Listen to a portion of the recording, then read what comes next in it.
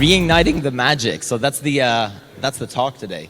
For EOS Nation, we got a call months ago from the guys at Rio, and they started talking about, hey, we're going to have this ECC #2. We know we were involved with the first ECC.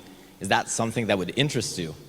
And I think it took about 2 seconds, and we said, definitely. This is the kind of thing that we believe is so important. This is the kind of event that we think brings people together, and there was something magical about these events as well. I mean, we talk in Telegram, we talk on Zoom. We're together, but we're also so distant. And coming together in events like this, which we've had throughout the year, it brings us somewhat of a shared purpose, a common goal.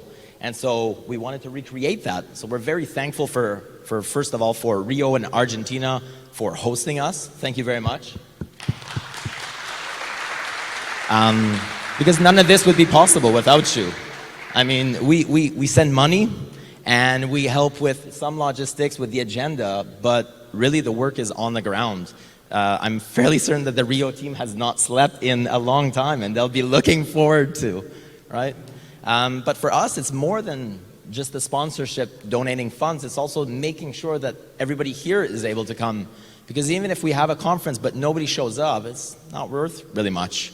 And ensuring that people are able to come and be together and discuss ideas where the challenges are, that's what it's all about. So thank you to everybody who's here today. You should give yourselves a warm round of applause.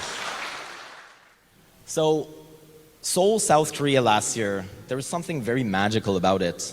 The timing of it, it was the first time that most of us were meeting in person after the mainnet launch.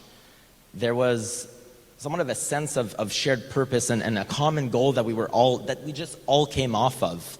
We had just launched the mainnet together, most of us. We had built these relationships over several months.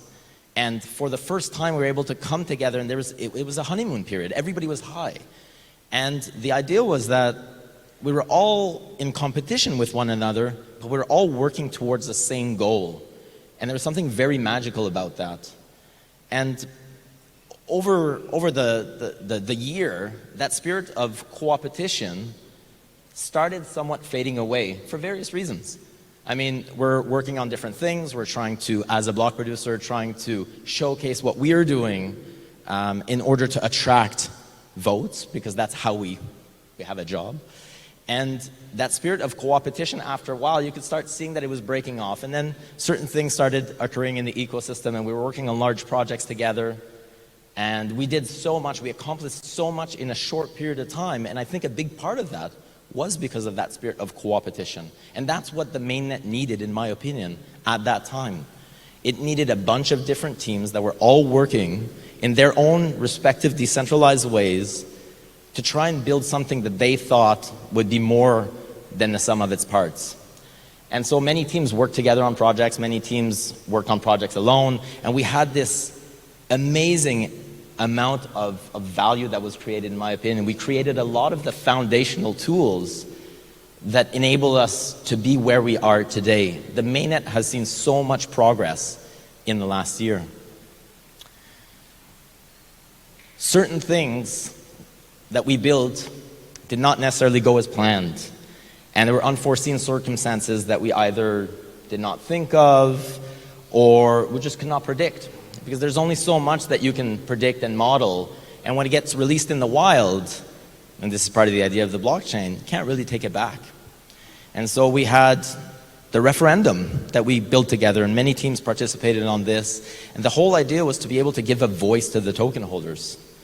And so that was created, and we saw that, well, that brought challenges because the participation rate wasn't necessarily as high as we thought, and the way it was being used wasn't necessarily as, the same way that we thought.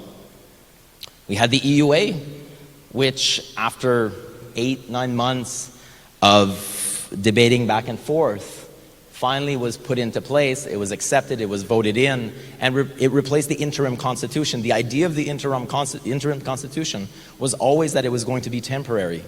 And it took roughly 8 months, 9 months in order to settle on something that the community agreed on, or the token holders anyways. Now, obviously some people did not like it, but at the end of the day, The amount of voice that you have on chain is represented through the amount of tokens you have, and token holders spoke.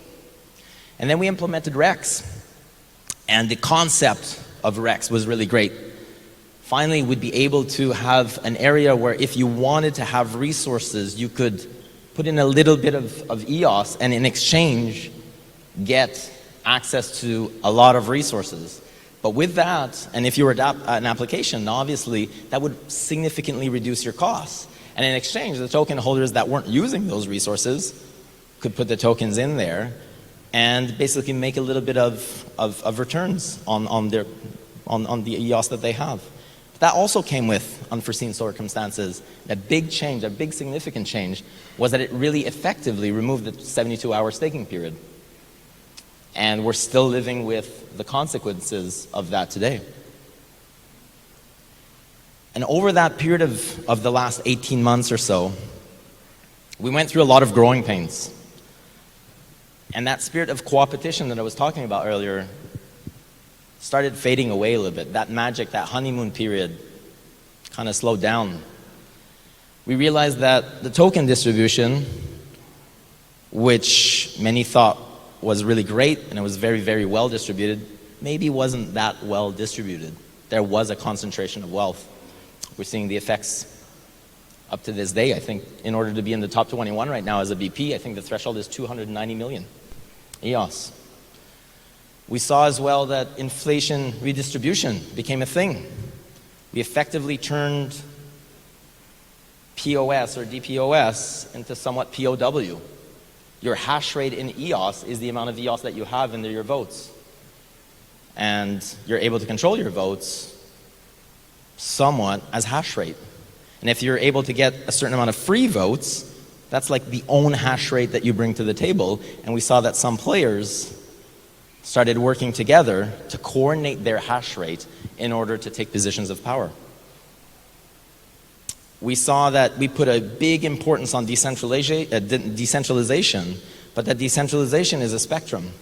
And it's not an on or off thing. And we battled with that, especially in the beginning when the chain launched, because we were being attacked by blockchain media left and right that EOS was too centralized. But they had a point.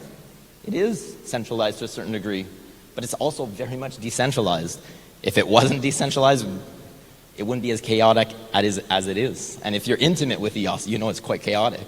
If you're into it every day, all the time, 24/7, you know that it's not centralized. There are parts of it that are centralized, but it's quite decentralized. But we struggled with that for a while, and we put a lot of importance on that. And we somewhat find ourselves in the last couple of months in somewhat of an existential crisis. Where do we fit in the picture? What happens next? Where do we go from here? Especially block producers. And I can speak as a block producer because that's what I bring to the table, but I'm sure the applications are also having the same internal discussion. The token holders are having the same discussion. I'm sure the developers are having the same discussion. What next? What can we do? Where do we find ourselves in this now new place that we're in EOS? And there's a lot of things that happened over the last year, and for me as a BP, I started reaching out a lot, especially to the token holders that I knew that were quite large, and I wanted to hear really from them what their criticism was. Because as much as I'm sure I was doing good, I was pretty sure that I was doing bad things as well, or things that weren't necessarily perceived as being value add. And one of the things that I heard very, very quickly and often was that the role of a block producer to certain token holders, in part, was to bring in new investment. And at that, people were saying that we were failing. In the year and a half or so that we were there, we did not bring in that much investment, but that's a role that they thought that we should be playing. There was no large killer dApp that came. There was many dApps, many wonderful dApps, but we don't really have that one thing that people call the killer dApp yet. So where was it? Block one, what's their role? Questionable. I think everybody is not even sure till this day.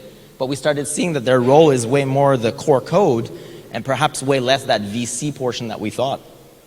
And that even EOS VC doesn't necessarily invest in EOSIO projects. We started seeing that a lot of teams also had questionable business models, and albeit they might be really nice people and really good at what they do, maybe not meant to survive. There was also a sense of entitlement. If I launched the chain, shouldn't I be assured a spot? Shouldn't I always be there? That was an issue for some people. Decentralization, I touched upon it earlier, and we also started seeing the effects of globalization that aren't necessarily just found in EOS. So we see that I can't compete with somebody in a place where for the same amount of price or same amount of resources, I can hire one person, they can hire 12 people. It's not only in EOS, but we started seeing the effects in EOS firsthand. But with this also came a lot of opportunities.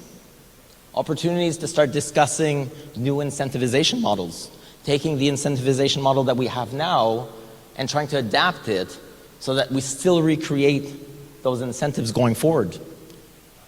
We also started to look at how can we adapt to that evolving landscape. What can we do? How can we fit in this picture? Where's my sphere of control, and where can I have expectations that are met with reality? Because I think for a lot of people, the expectations are far greater than the reality is. That causes depression. We also started looking at centralization. Is that necessarily a bad thing? For network security, am I really needed? And we also started looking at if our role is to bring something and we're really good at creating something from scratch, might that be our role? For those of you who are familiar with Peter Thiel, he wrote a book, 0 to 1, great book, I encourage you to read it. Is that perhaps my role? Can I perhaps take something from nothing, create it to 1, and somebody else will scale it? Because maybe I'm not that great at scaling. And so it brings us up to the ECC today in Rio for the next couple of days. And the idea behind what I'm trying to bring to this conference and why I decided to participate and have a large role in this conference, are we able to come together in a place like this, like we did in Korea, and recreate that shared sense of purpose, create a common goal again, something that we can all work towards. And we might not know how we're going to get there, but we somewhat agree that that's where we should be going. Can we reignite the magic? Is that possible? Are we able to go back to where we were, that feeling that we had last year? Can we go back to that? Is that possible? I think it is. How can we do that? Well, perhaps we have to look at our organizational structure, the way it exists right now, with the block producers and the different stakeholders in the ecosystem. Maybe we can reorganize that. There are ideas that are going to be discussed over the course of the day today. There are presentations that are coming afterwards. Some ideas of WPS, some ideas of perhaps a foundation. And maybe what the role of Block 1 is, perhaps we have an insight in that. And how can we adapt to that? So I thank everybody for coming here today. I'm very pleased and very honored to be able to launch this and to stand in front of you for the next couple of days, come together and try to create that sense of purpose. Let's try to reignite that magic. Thank you. Does anybody have a question? Any questions? Commentary? Yes. Hi, it's Hernan from EOS Israel. So we saw you guys, one of the first kind of, let's say, Western BPs that took on the initiative of getting out of the kind of this, we are only a value-adding BP, and starting to kind of open the spectrum and start to offer also kind of a combination of value-adding and rewards to the token holders. Yeah. Right. So how is this transition? How is that been working out for you? And if also, do you think that that's like a productive model, something that most BPs should adopt? Thank you. That's a really good question. Over the last year, I think when we started the mainnet, we had this idea that quid pro quo, trading votes, buying votes, perhaps rewarding voters, stakers, I prefer the term stakers, rewarding stakers was bad. It was bad for the network, and we were going to end up in a place where it was going to be a race to the bottom, and that was counterproductive to what we were trying to build. And over the course of the year, a lot of discussions that took place, and they started taking place when people just started doing it. And we were part of those discussions from the very beginning, and we early in May this year, published a paper. I wrote a paper called Staking as a Service, and I questioned whether or not we should even engage in the discussion of what were to happen if the mainnet was continuing in that direction. And there was a lot of pushback with the article. The idea of just discussing the topic was taboo. But while discussing the topic was taboo, let's say, in the West, definitely wasn't taboo in the East, and it was being done. So as much as we were not participating in this, not even wanting to talk about this, the mainnet was moving along without us. There was no stopping it, because you can't stop it. And so we started having internal discussions. What would it look like? And we started having internal discussions on what is value. And clearly, token holders, clearly on chain, are indicating that rewards through inflation redistribution is valuable to them. Nobody can debate that. It's on chain. So we started looking at how could we, first of all, where are the issues in those models? What didn't we like about that system? Because if it's just a question of moral dislike, that really doesn't have any ground. There's not much you can do about that. That's cultural. It's just a feeling. The chain doesn't care. But which parts of that didn't people like? And one of the parts that people didn't like that was clear was that it could potentially affect Byzantine fault tolerance. It could potentially create civil attacks. It wasn't good for that chain from the security point of view. But why? What happens for that to potentially become an issue? And what we saw was that the people that were offering these rewards, the amount of rewards that they were offering just wasn't sustainable. You could not do that at that level if you did not, at a certain point, start either trading votes, buying votes, or perhaps creating a second block producer. And that was the issue. That was a big issue for a lot of people. Because if we start creating a second block producer, not only are we taking away from legitimate block producers, but we're also potentially creating issues from a network security point of view. And we started thinking, how could we perhaps tackle this system? Because I'm not a fan of just sitting on the sidelines and just wishing it away, because that's pretty much what we did for 6 months. And so we decided to create a hybrid model where we would offer, and the premise of that was, if I offer a lower APR, maybe there are people out there that want to get those rewards, but they also want to feel good about themselves because they want to vote for block producers that they believe bring value in the way that perhaps you think value should be brought. And that's what we did. So we installed a system, everything on chain, smart contracts, and we have a much lower APR than what these large mining pools are doing, but I don't care. I'm not trying to compete against them. I was able to successfully take roughly 6.5 million EOS away from them. Currently, right now, today, there's 7 BPs, most of them in this room. If I remove my votes, they're outside of standby BP position. I would think that that creates value. Okay, we'll have coffee breaks. Thank you. Etc. Eve will be around. Thank you.